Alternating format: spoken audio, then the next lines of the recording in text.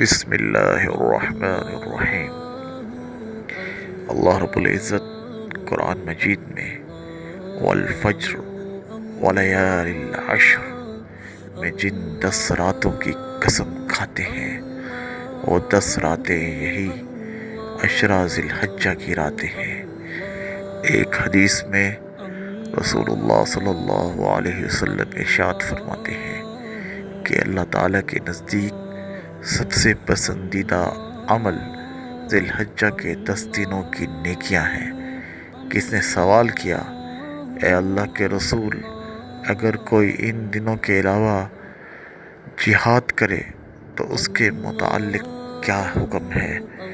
آپ صلی اللہ علیہ وسلم نے فرمایا، دوسرے دنوں کا جہاد بھی اس کی برابری نہیں کر سکتا، البتہ کوئی شخص اپنی جان مال دونوں جہاد میں خرچ کر دے تو وہ بے شک اس عشرے کے اعمال سے بہتر ہو سکتا ہے۔